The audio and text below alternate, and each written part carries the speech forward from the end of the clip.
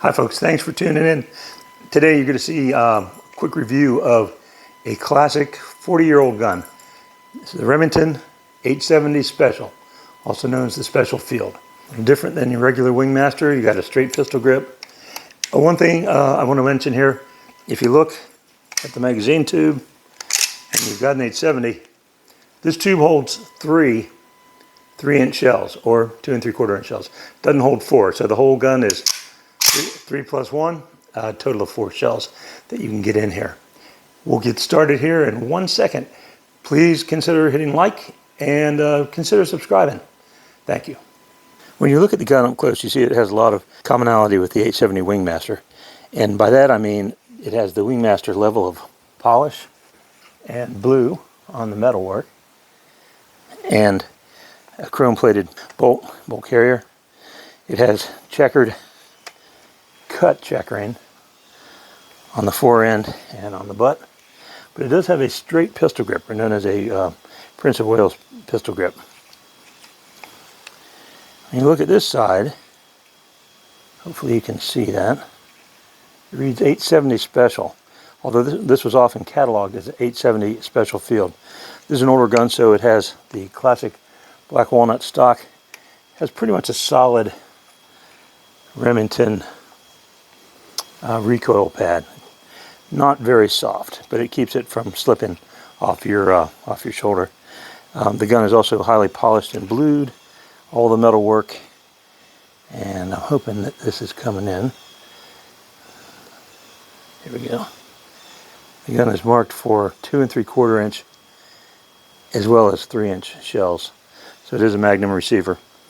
It has a center bead here on the rib and a front bead.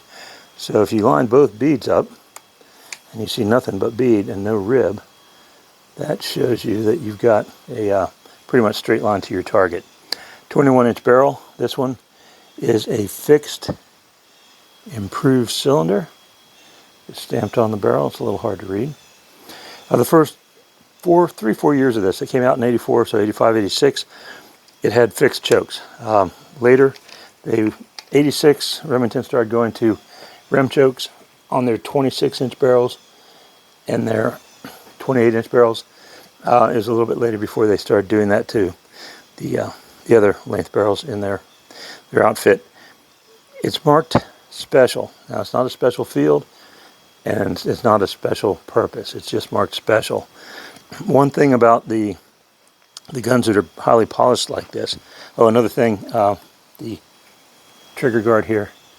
This is, I guess it's either aluminum or cast zinc, but it's metal. It's not a plastic one, and it is painted to match the bluing.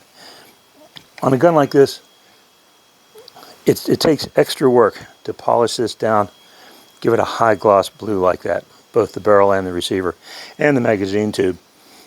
Other guns that Remington came out with later in the 80s, they came out with the Express model, and the Express model was at least $100 cheaper when it came out than the Wingmaster. And there's a reason for that. There's 2 reasons actually. 1, labor. 2, materials. So on the Express, instead of using a nice piece of black walnut, which has been expensive for a long time, they're using birch and sycamore, much cheaper wood. Instead of cut checkering like on here, they just use stamped checkering. Also, they had just a bead blasted and blued finish. A lot of people think the Express is parkerized. It's not. It's just bead blasted and blued, all the steel. The other thing, if you've got an Express and you look down the barrel, when you take the gun apart to clean it, you'll see ring marks all through it. Those are machine tool marks.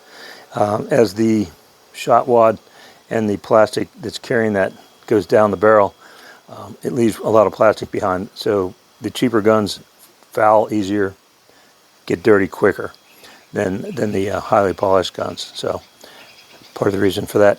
If you look at this has got a very slim pistol grip, and it's got a slimmer fore end. These were really done as close range. Well, I take that back. The improved cylinder was done as a pretty close range gun. It was great for birds that would jump up, quail, grouse, things like that. great for rabbits that would jump when you got up close to them. And actually, with an improved cylinder, it was a pretty good slug gun. A lot of slug manufacturers recommend shooting the gun, either shooting the slugs through an improved cylinder or through a rifled barrel or choke. So this would work for deer, upland birds, and things like rabbits. The gun was also built in 20 gauge, and the first couple of years they were built, you could have a choice between improved cylinder, modified, and full. They never made a lot of the guns in this configuration, so I'm not sure how many of each one of those you would have seen. But today it's a pretty rare gun. It's this one was probably built in 84 or 85, so you're looking at right around 40 years. And if you look at it up close, it is in very clean, want to almost say pristine condition. So thanks for tuning in to see the 870 special.